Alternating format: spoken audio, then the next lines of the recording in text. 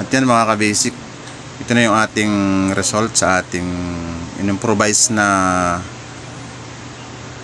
power supply para sa ating DC. Ayan. At ito po, tatry natin. Balik convert ko na po. Sasaksak po natin.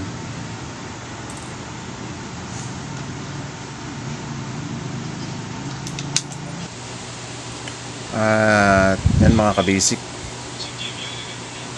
alam nyo ba yung tawag dito mga idol? Sa probinsya po ito huli kong nakita,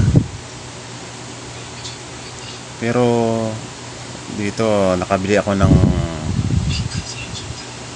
isang gasera daw ang tawag dito.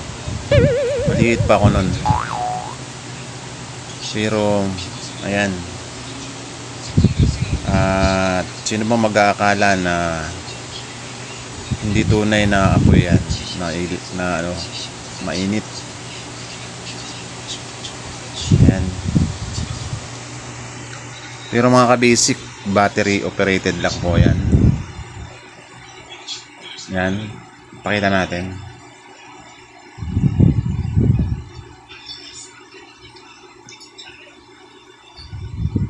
Yan.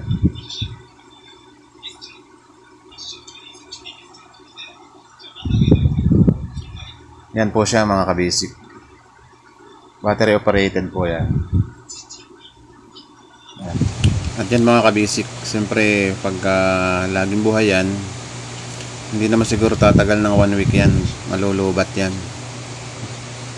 Kasi siyempre battery operated lang yan.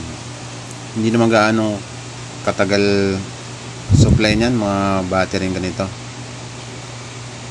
At yan, hindi naman siya chargeable. Yan. At pagka nalubat po yan, ibig sabihin yan, yung disposable. Bibili po ulit tayo para makita natin yung liwanag niya. At ang gagawin natin mga ka-basic, gagawin natin diyang susuplayan natin ng AC yan. At ang magiging output niyan ay magiging DC mga ka-basic. Yan. Bali, titest natin yung battery niyan kung ilan yung volt niya, yung 3 batteries niya. At kukuhanin natin yung equals ng output ng AC para sa kanyang DC mga idol, para kahit 1 week yan umiilaw, hindi siya malolobat kasi AC operated na siya. At yun, pakita natin yung ating gagawin. At yan mga ka-basic, ang ating ginawang supply ay mayroong output na hindi makita, 4.75. Yan, hindi natin makita mga idol. Basta po yan po yung output niyan mga ka-basic, 4.75 volts. At ibababa po natin yan para sa supply ng ating gagawin para dito sa ating little lights. At yun,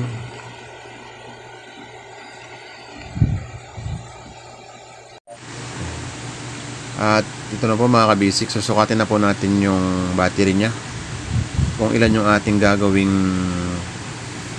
pamalit na AC output sa kanya. Yan. Bali, okay sana kung charging, may charging, wala po siyang charging.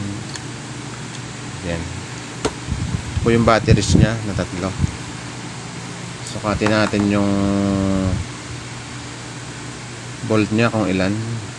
Bali mahina na po siya nagamit na.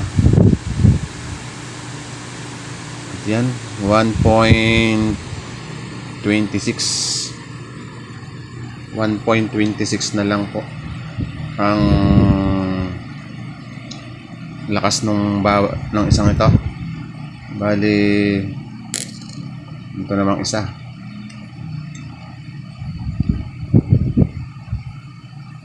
yan, 1.28. At itong isa gumulong, yan, 1.27, 1.27. Siguro mga 1.5 yung maximum power nito mga kabasic. 1.5 katulad ng mga battery ng ating wall clock. Kasi medyo makapalit siya, oh. Yan. Bali tatlo po yan, 1.5. Bali total niyan 4.5 volts ang supply nito. 4.5. Ngayon yung supply ng AC natin 4.75. Pabababain natin para hindi siya masunog, para safe siya mga kabisik.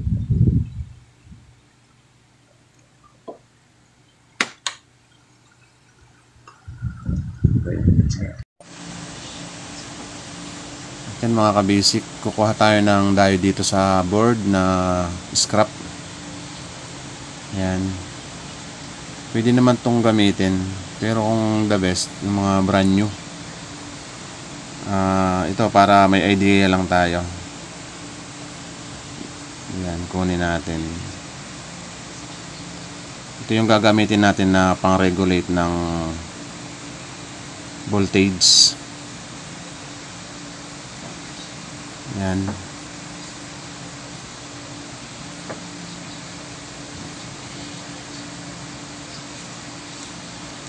Mas maganda yung brand new. Pero para may idea tayo, pwede rin to.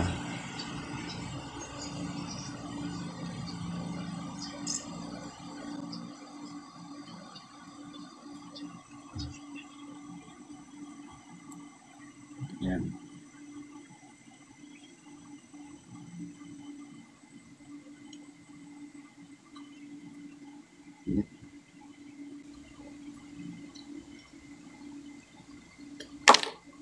Yan.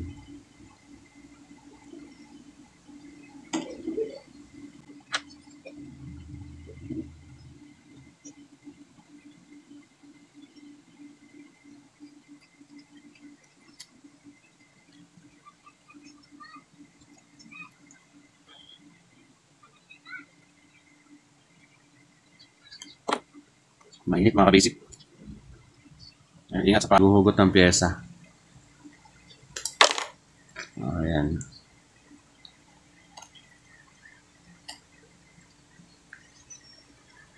I-equalize natin yung output ng supply sa capacity ng volt ng ating susuplayan. Ayan.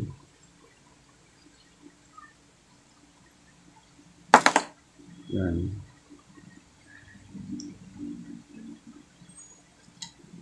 Yan. Susukatin natin yung magiging mai-re-regulate nito ng ating output. At yan mga kabasic. Ito na po yung nakuha natin na diode. Ito po yung ating gagawin na pang control sa ating output na 5 volts. Bali siya po yung mag-regulate. Yan. Siya na po yung mag-generate ng ating sobrang power. Yan, itong diode na ito. Tingnan natin kung ilan ang kailangan nating diode para makakontrol yung ating output supply. Yan. Bali may positive at negative rin po ito mga kabasic, yung pag-connect nito, pagkakabit. Yan. Bali ito pong malaking itim. Yan po yung positive. Yan. At kung mapapansin natin yung kabilang dulo niya, may puting bilog yan. Ayan, may puti na bilog. Yan po yung negative. Yan, may puti. Ito pong malaking itim. Yan po ang positive. Yan po may puti sa may kanan. Yan po ang negative. Yan, kaya po may polarity din po yan. Ayan, yung may bilog na yan sa dulo. At yung po malaking itim, yan po ang positive natin. Try po natin kung sakto na to. At yan mga kabasic, ito na po yung ating power supply. Siyempre, ito po yung wire nya. Ito po yung dalawang wire. Siyempre po yung pula. Ito po yung positive nya. Yan. At ihinang na po natin sa ating unang diode.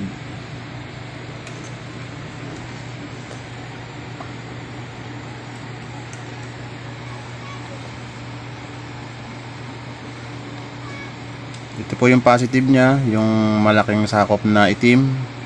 At yung may bilog, pabilog pong kulay puti sa may baba, yun po yung ating negative. Yan, siyempre positive. Ito positive. Yan. Lagyan tayo ng soldering paste.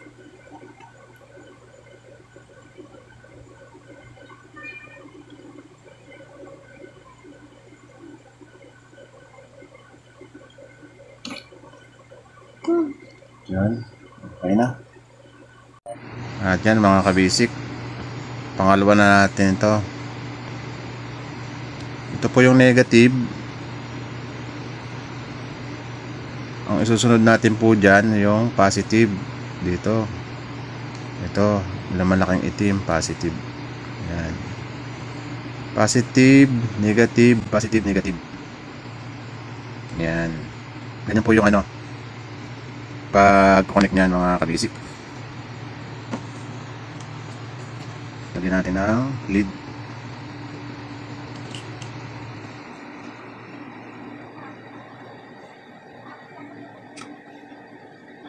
Yan, dalawa na mga kabasic. Kakabit pa tayo ng isa. Positive, negative, positive, negative. Yan. Natin ang lead.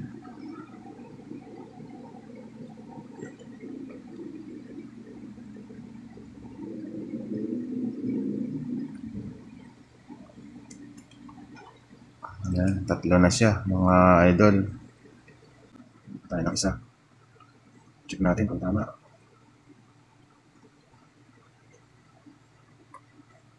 Ayan.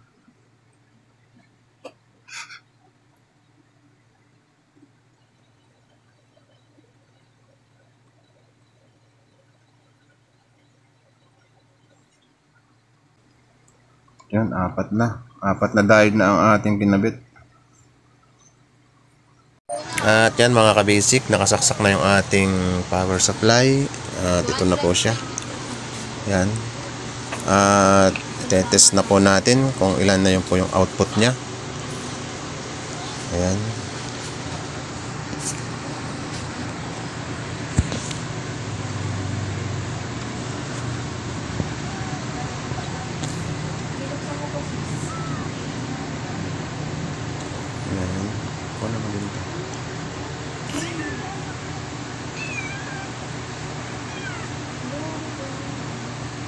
At yun.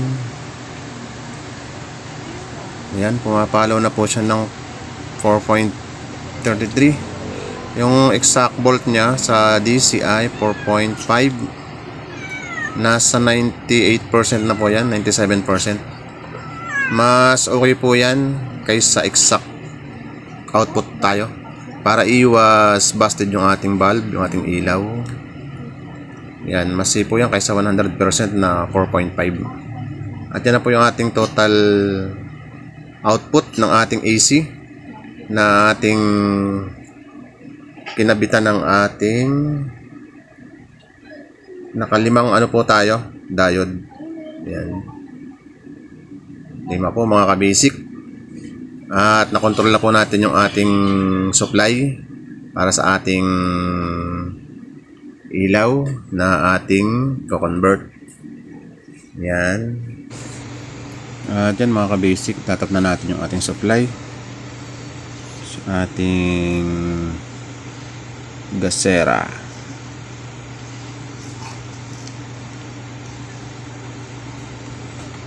Yan. And itong isa.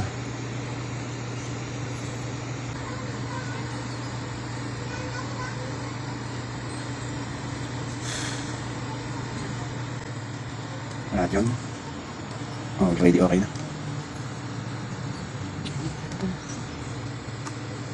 At yun. Testing tayo mga kabasic.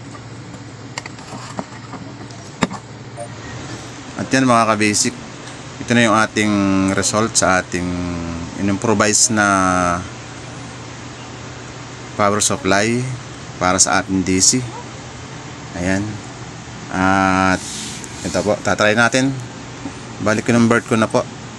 Sasaksak po natin.